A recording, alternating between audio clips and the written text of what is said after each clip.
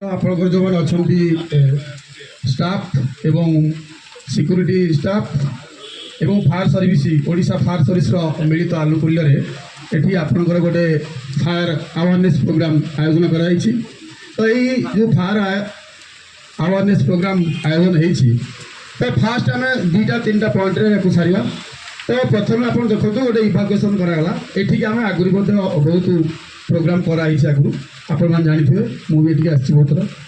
ତ ଯେଉଁ ଇଭାକୁଏସନ୍ ହେଲା, ଦେଖନ୍ତୁ ଆପଣମାନେ ସବୁବେଳେ ଚେଷ୍ଟା କରିବେ ଯଦି ଗୋଟେ ଫାୟାର ହେଲା ବିଲ୍ଡିଂ ଭିତରେ ତ ସେଠି କ'ଣ ହେବ, ଗୋଟେ ସାଇରନ୍ ହେବ ଯେଉଁଟାକି ଆପଣଙ୍କର ଅଛି ଡିଟେକ୍ଟର ସିଷ୍ଟମ୍ ଆଉ ମାନୁଆଲ କଲ୍ ପଏଣ୍ଟ ବି ଅଛି। ଯଦି କିଛି ଅସୁବିଧା ହେଲା, ଧରନ୍ତୁ ଆପଣ ସେଠି କାମ କରୁଛନ୍ତି, ସେଠି ଗୋଟେ ରେଡ଼୍ରେ ଦେଖିବେ ଗୋଟେ ଥିବ MC ମାନୁଆଲ କଲ୍ ପଏଣ୍ଟ, ଠିକ୍ ଅଛି।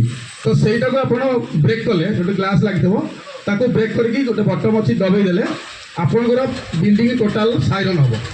ତ ସାଇରନ୍ ହେଲେ ଜାଣିପାରିବେ ଯେ ନା କିଛି ଗୋଟେ ଇନସିଡେଣ୍ଟ ନିଆଁ ହେଉ କିମ୍ବା ଯେକୌଣସି ଗୋଟେ ଇନସିଡେଣ୍ଟ ଘଟିଛି। ତ ସମସ୍ତେ କ'ଣ କହିବେ,